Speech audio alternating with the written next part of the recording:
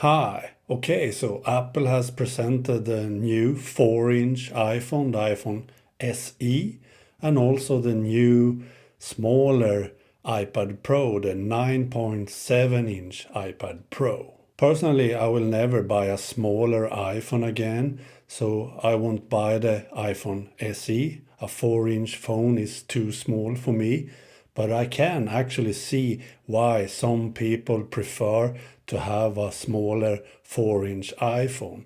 And the iPhone SE looks really good. It has excellent specs, is very powerful and fast and so on, has an excellent camera and all that. I mean, I think the iPhone SE will revolutionize the mobile photographing because the 4-inch iPhone is so small that you can have it very easily always with you everywhere and so on. You can have it in a very tiny pocket in your clothes and so on, and pick it up and take excellent photos anywhere, every time you want. So I think the iPhone SE will be excellent for many people that just use their phone to take photos, some callings and iMessages and so on. But to me personally, I would like to have a device as big as possible, but still portable and mobile. So at the moment, the iPhone 6s Plus is perfect for me with a 5.5-inch display, so I can use it as a pocket computer, my mini iPad. Because I don't use my iPad Air 2 anymore, I use my iPhone 6s Plus as an iPad instead. And that is because my day work and also at home and so on.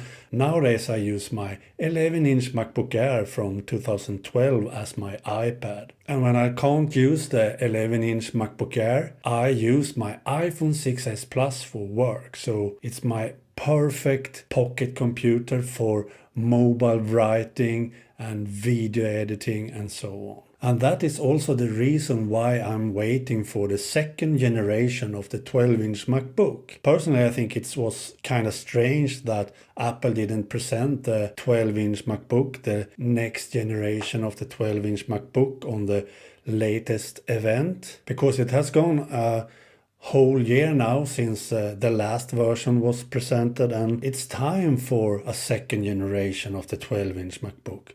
So I think it's kind of strange that Apple didn't present the next 12-inch MacBook on the latest event. Really strange.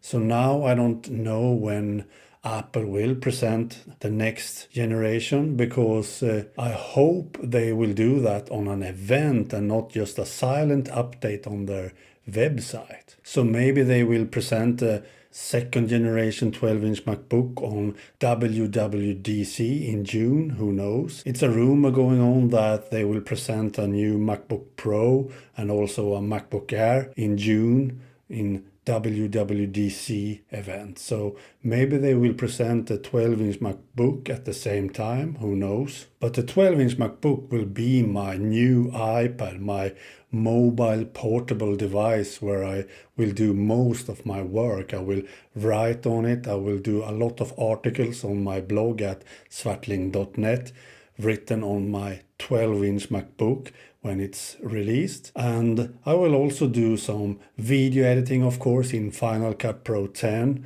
And this device is like a better iPad Pro to me, because you have a keyboard attached to it and an excellent touchpad that replaces touch on the display. So the touchpad replaces touchscreens to me on the 12-inch MacBook. And if you think about it, if you buy the larger iPad Pro with a smart keyboard to it and so on, and maybe also the pen, then the price is the same as for the 12-inch MacBook, really. And if you buy a 12-inch MacBook, you get a keyboard in the price and a lot more powerful operating system and a lot more apps to choose from and so on. So I think it's a lot more worth to buy the 12-inch MacBook for the same price as for an iPad Pro, really. So I think the iPad Pro will have better battery life than the iPad Air 2 I have now, and also maybe better than the iPad Pro and so on. So finally a MacBook can replace my iPad Pro. Battery life is very important to me when it comes to my iPad, because I need it to be as portable and mobile as possible. And I don't really understand why Apple released a 9.7-inch iPad Pro instead of a new iPad Air and iPad Air 3. I don't get it, because the naming is so confusing to me. So why not name it the iPad Air instead? I mean, it's clocked down, so it hasn't as powerful processor as the bigger iPad Pro, for example, and it only have 2 GB of RAM. I mean, and the iPad Pro has 4 GB of RAM. So if you think about it, the iPad Pro, 9.7-inch iPad Pro, is not as powerful as the bigger iPad Pro. So why call it an iPad Pro and not an iPad Air? I don't get it. And still, the smaller iPad Pro has a better camera, but it's protruding. And I think a protruding camera on an iPad is terrible, because you very often have the iPad Pro laying down on a flat surface and a desktop, for example, and so on. And that's terrible to have a protruding camera on an iPad. I mean, on an iPhone, for example, my iPhone 6s Plus, I think the protruding camera is not so bad, because it doesn't lay on a flat surface as much as I have an iPad, for example. So the protruding camera on an iPhone is not as bad as it is on an iPad, really. And yes, the new 9.7-inch iPad Pro has an excellent new display, a true tone display that changes the colors and temperature of the display during where you are and during the time of the day and so on. It works almost like night shift in the latest iOS 9.3. And I like what I've seen about the display on the new iPad Pro, the smaller iPad Pro. But again, I don't understand why Apple is naming it an iPad Pro and not an iPad Air. So what will happen with the iPad Air now? Will Apple never ever again release an iPad Air? Will the iPad Air be gone off their assortment of iPads? And if Apple will discontinue the iPad Air, why call the iPad Pro then? Because why not call it iPad only and not having the Pro in the name? Because if there is no iPad Air anymore, why do they need to call it iPad Pro? So to me, the smaller 9.7-inch iPad should be called iPad Air and not Pro. And the larger, almost 13-inch iPad should be called iPad Pro, because it's Pro. It has a faster processor, it has more RAM and so on, and it's bigger. So why Apple? Apple should have had the iPad Pro for the larger and iPad Air for the smaller. That's it. So personally, I'm planning to buy the second generation of the 12-inch MacBook this year, but I'm not sure that I will buy a new iPhone this year, because I'm still so happy with my iPhone 6s Plus. It's so fast and powerful still, and has an excellent camera and all that.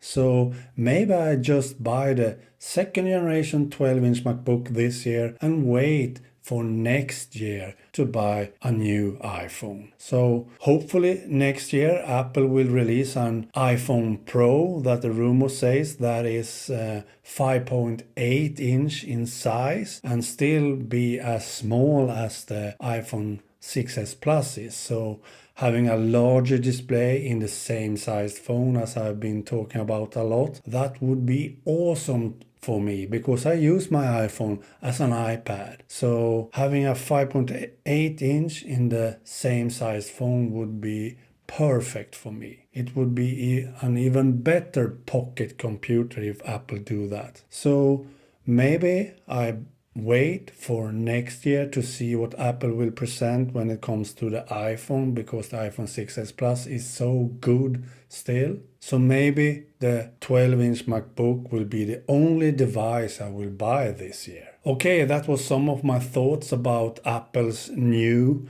devices and Apple's coming devices and so on, and also what I will buy this year and maybe next year. So please leave some comments below this video to what you will buy this year and what you think of the new devices that Apple has presented and so on.